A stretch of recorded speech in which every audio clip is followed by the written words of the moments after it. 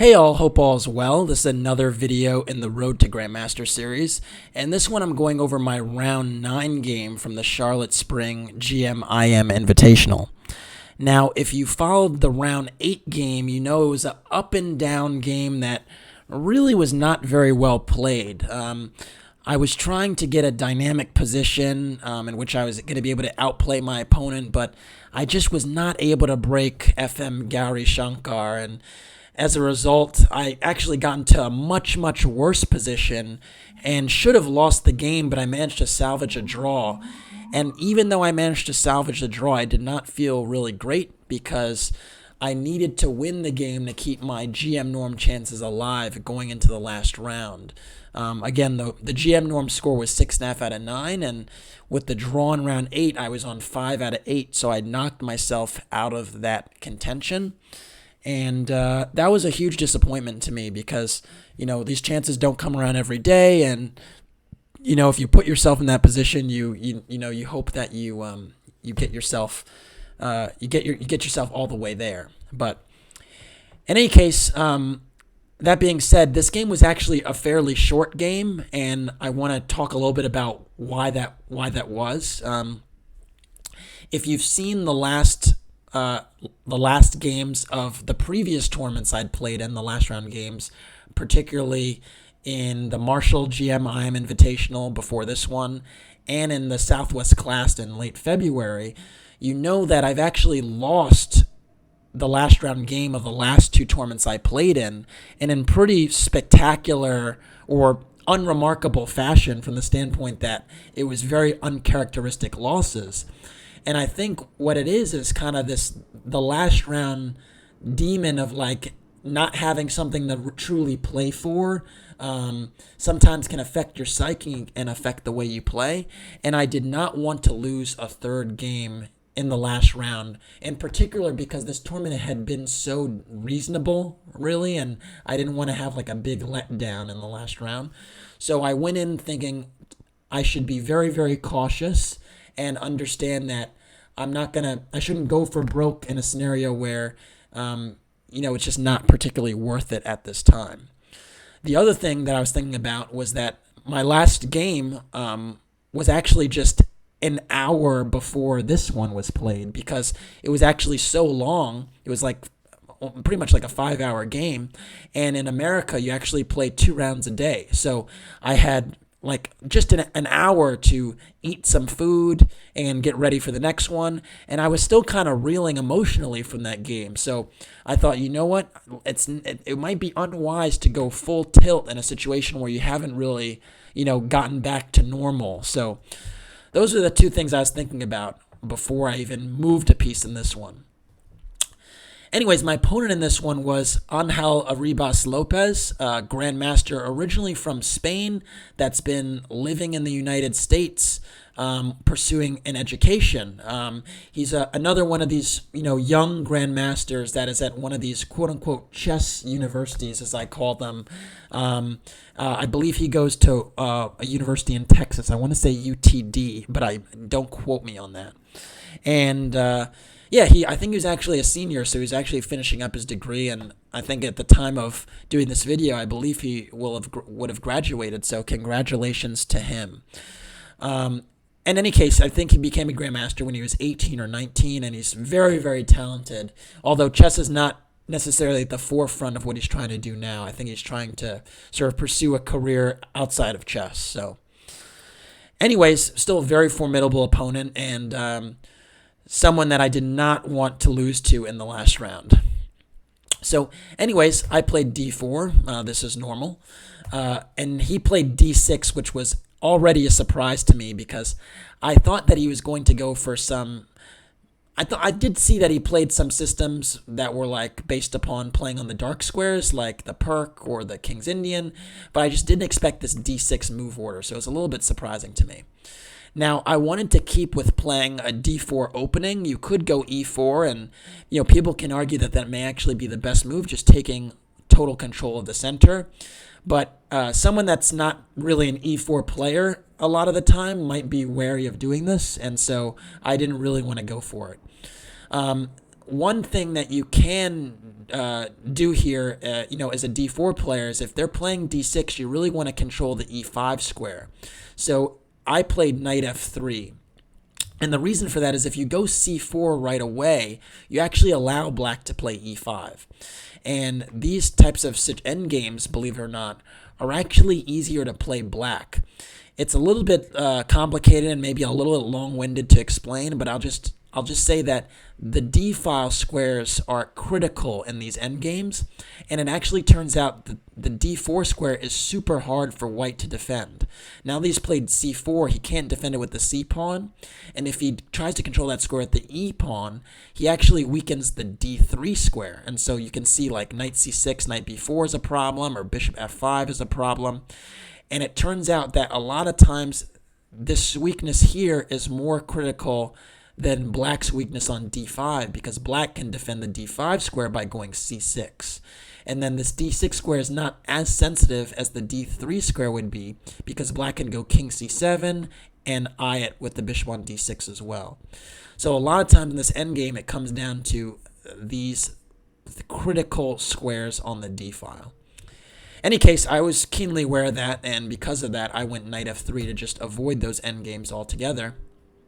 And now black went knight f6, and I was like, okay, we are going to go probably towards a king's Indian. So I went c4, black went g6. I was like, okay, this is something I know. I went knight c3, bishop g7, and my only thought process now was trying to figure out like what is the king's Indian line that I want to play, because as white, you have usually a wide choice of options. You could play the fianchetto variation with g3. You can play the exchange variation, after e4 and then go d takes e5. You could play the Petrosian variation, which is e4, then d5, locking the center. You could play the Taimanov, which is connected with e4 and bishop e3. There's all these different systems connected with the King's Indian, and I wasn't really sure which one would be the most testing. Keep in mind, I did play the Samish variation for the first time in my chess career in round 7, and that didn't go too well, even though I managed to draw, so I just wasn't sure which line I should pick. I went e4, and I thought, okay, this at least gives me a little bit more time to figure out which line specifically I'm going to play. I mean, now that the fianchetto variation is kind of out of the question, because since I pushed the e-pawn really early, I've kind of loosened up the d4 square, and now the fianchetto variation is not as advisable, but I still have at least 5 other variations at my disposal with bishop e2 and bishop e3, or d5, or h3, all types of lines. But much to my surprise, in this position, Angel played bishop g4. And this was a huge shock, because I know it's a move, but I didn't have a whole ton of knowledge about this line, and I knew it was tricky. So I knew that I had to be kind of alert here already. Now, the thing that's kind of weird about it is this light-squared bishop is usually the pride of the King's Indian, at least from the standpoint of these attacking positions. One of the key rules in a King's Indian in the closed positions is that the light-squared bishop is the key to an attack. So what I mean by that is, let's say we go bishop e2, just making some dumb moves, castles, let's say e5, d5, knight d7, h3, takes. The typical King's Indian attacking positions where they go f5 and f4 and g5, they will never really be super strong and executed in a really dangerous way if the light-squared bishop is gone, because a lot of the times the breakthrough comes on the g4 square, and it's very important that the light-squared bishop facilitates that breakthrough. And so if there's a quick trade of the light-squared bishops, there's just no breakthrough there. So because of that, I already kind of understood that he's not really trying to play with bishop g4. He's not really trying to play the King's Indian in like the most aggressive checkmating way. He's really playing it in a more positional way. And so the point is, when you play bishop g4, what you're really trying to do is you're trying to soften up the d4 square that is protected by the knight on f3, because you're going to wind up giving up this bishop. But in return, you're going to be able to play on the d4 square, which has a little bit less protection than normal. So keep that in mind. So anyways, after bishop e2, black castled, and I also castled, but an argument could have been made for playing bishop e3 first. I'll get into that in a little bit, but the main point is that with bishop e3, I reinforced the d4 pawn as quickly as possible because black is going to wind up trying to get pressure on it very quickly. So bishop e3 was an option. I castled, which is not a bad move. I mean, castling is almost never a bad move in positions. I mean, you get your king safe. That makes a lot of sense. And now black went knight fd7. And this is the start of the plan with bishop g4 that I frankly was not super familiar with. The point is that now black has two different pawn breaks at his disposal. He has c5 and he has e5, both challenging this d4 pawn. And connected with the bishop on takes f3, I'm going to have to make a real choice whether to keep the tension in the center by defending the pawn or by pushing, and both have some serious implications. So I must say I was a little bit unfamiliar with this structure, at least from the standpoint of playing against it. I'd seen it in some games, but I did not really have it in my own games, and I didn't know exactly what the right way to play was. I was mildly familiar with a game that Wesley So had beaten Garry Kasparov in a rapid game. He'd actually played this line with white, and Garry went for this bishop g4 line and got killed. But in that game, Garry kept his king in the center a little bit too long, and it was kind of an exotic structure that white just managed to run over. Here, black was playing a little bit more principled. So anyways, after knight fd7, I decided to play bishop e3, reinforcing that d4 square. And here is the critical moment with the move knight c6. Again, I was surprised by this move. I actually thought that black was going to go for c5 and try to play like a Benoni type of structure. After d5, I thought there was going to be some bishop takes f3, or maybe some knight a6, knight c7, and trying to play b5. And almost like a Benko-Benoni hybrid where I have the two bishops after an exchange on f3, and I should probably, have a better position, although it's kind of closed and tricky, and black may, play for some breaks. So just to give you an example of that, let's say like knight a6, h3, takes, knight c7, bishop e2, maybe rook b8,